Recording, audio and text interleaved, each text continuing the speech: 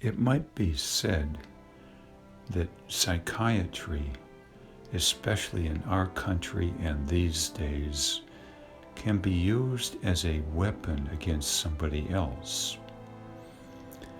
Or, in general, you've heard the phrase, I outpowered my spouse in divorce court with a better lawyer.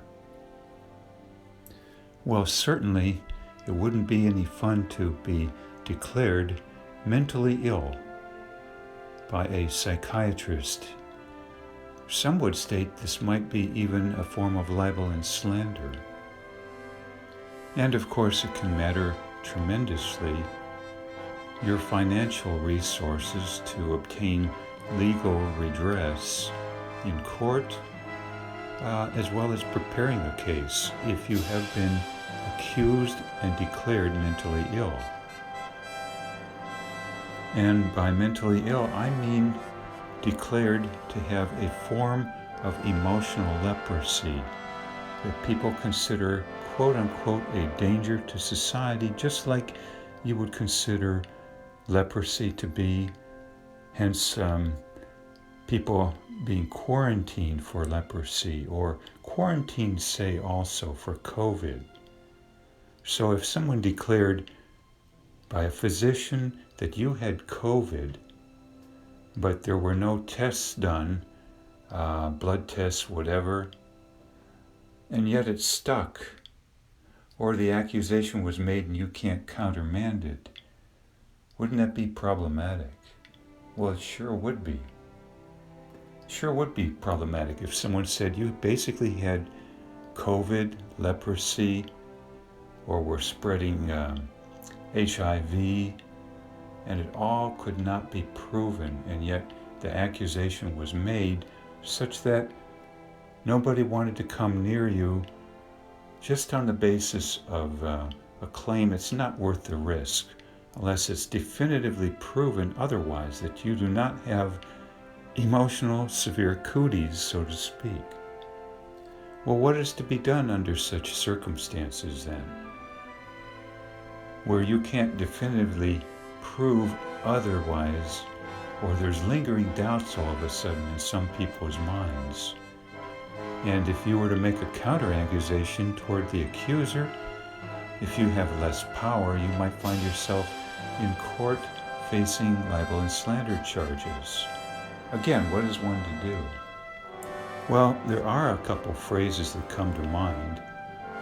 First of all, be so good they can't ignore you. I don't know who might have first come up with that phrase. I seem to recall it associated, by the way, with Steve Martin, the actor and comedian. But I'm also reminded of advice some people have given in written and video form of how important it can be, or useful, to be invaluable to some or other people, more than some even. I'm kind of reminded too, if one is going to be an entrepreneur for the first time, go into business for oneself, one's going to want to try and establish oneself, I think, in an area or field where it's not going to be extremely hard to sell the products because so few might be interested in them. Of course, subject to the constraints, for some people anyway, that they don't want to do anything considerably harmful to someone else's happiness, health, and also anything that might cause blowback legally, immediately or down the line, or as per their reputation also. I'm reminded of several people, famous actors for instance, who after their death had children write memoirs about the father actors that were not very flattering, shall we say.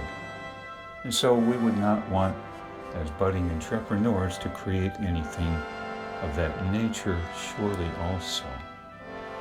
I'm reminded too of a movie, The Field of Dreams, with Kevin Costner, I believe, and a phrase within the movie If you build it, they will come. Well, some people have said that is not very good advice, along with some people also having said, if you think you've built a better mousetrap, you probably are wrong. And others telling people, don't go to Hollywood and chase your dreams because you're probably wrong about how you're assessing your greatest personal and physical strengths. And you're going to fall flat on your face and wake up to reality of who you really are. And yet there are those who have created products many find, or at least some find, very, very, very crucial to their lives. And once having had the taste of it, don't want to go back to life prior. For instance, when Steve Jobs created the iPhone and the iPad, I believe in probably both cases people lined up for blocks to get these items, and once acquired, they would not have wanted to do without them. I believe too, it's said that the iPad had a market effect on print books, such that one company, a noted publisher, went out of business within 1 year. There's also a Native American Indian, a Cherokee, I believe his name is Sequoia, who struggled mightily for many years under great duress to create the symbology for a written language, the first for the Cherokee Indians. And once people who were Cherokees had a taste of it and started using it, they very much liked it. Let's just put it that way, and did not want to go back, naturally, you might say, to an oral tradition and communication only. And likewise for the computer age and the cell phone age in general. Once we've acquired these items, you might call it a better mousetrap or something most consider invaluable. Most would not want to go back to prior days. So to reiterate, phrases I think have quite a bit of validity for some people if stuck between a rock and a hard place, stigmatized in some fashion, especially if the stigma has to do with a claim from some circles that their brain is broken genetically, or that there is sufficient doubt planted in the public eye to cause consternation when some would hear such material.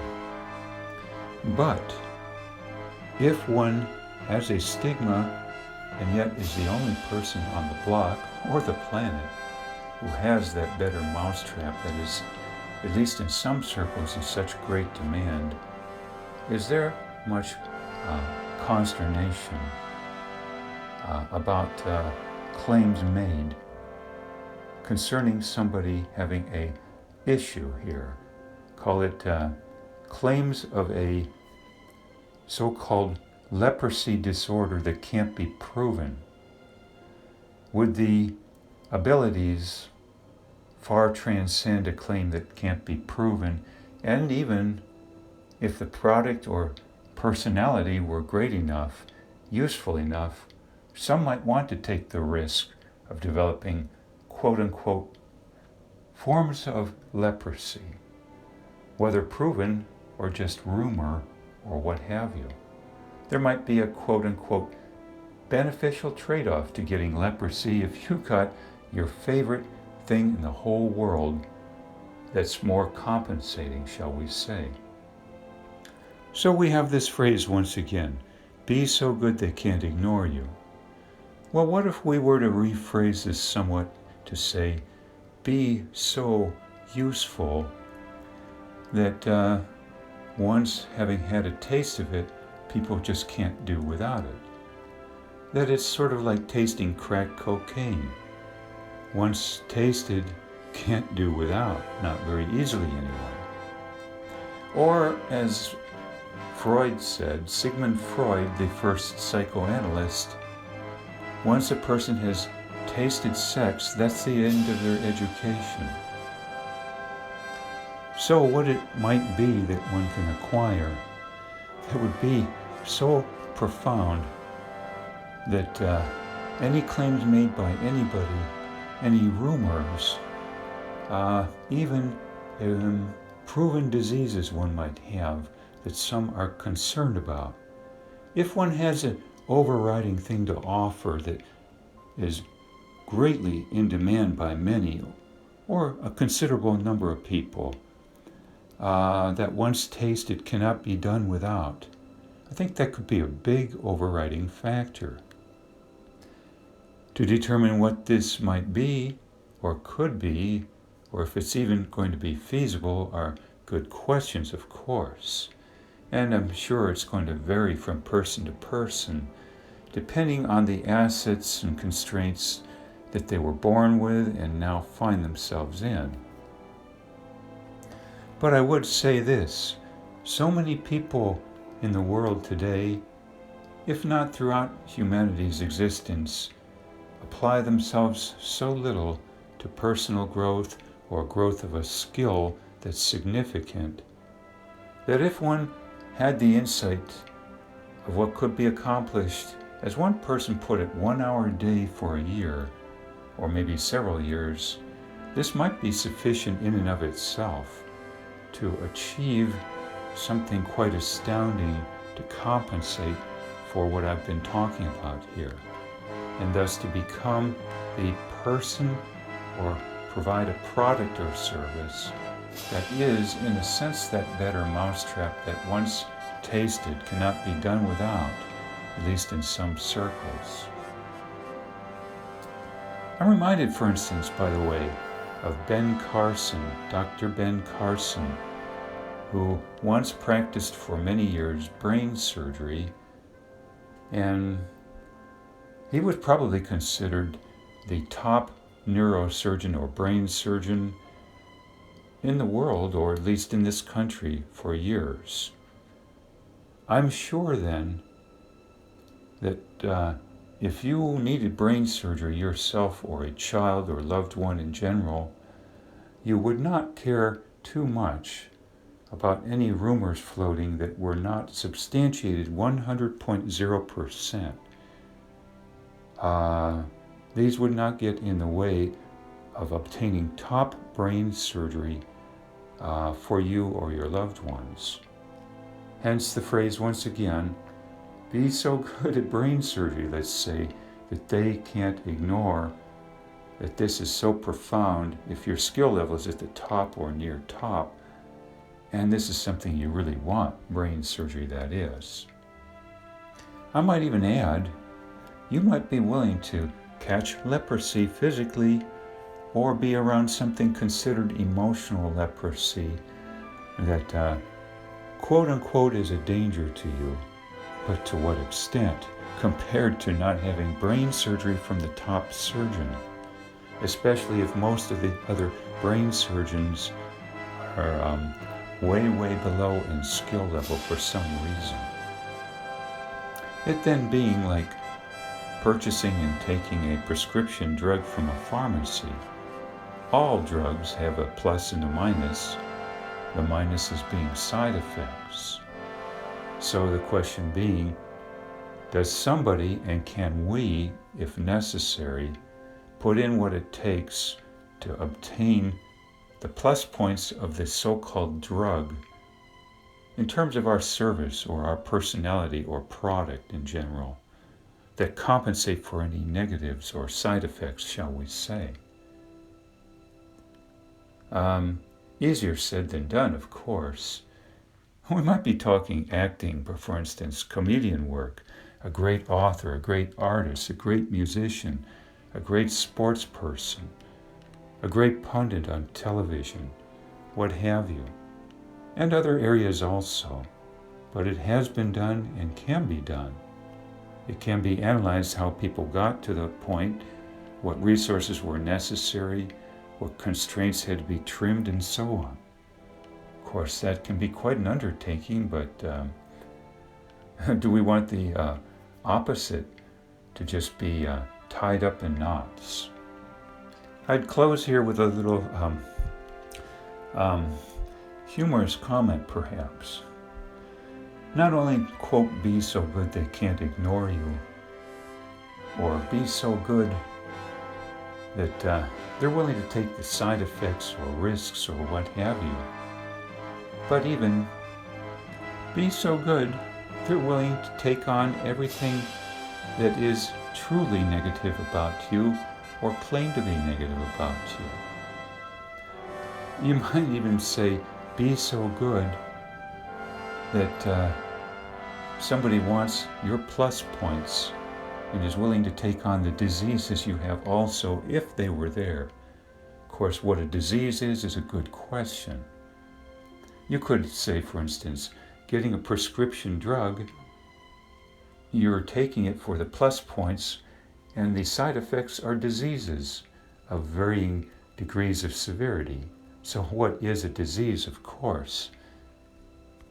These are my thoughts then on the problems for those who face stigmas, for those who face accusations that cannot be definitively disproved by a blood test, or maybe there are some proven anomalies, whatever. What is to be done then? This is a point here I make with some humor, but also to provide hope. Hope, hope, hope. For without hope of change, hope of breaking free of chains we may have, and looking upon those who may or seemingly may have fewer or no chains, if possible, that can be quite consternating, I think. Thoughts here.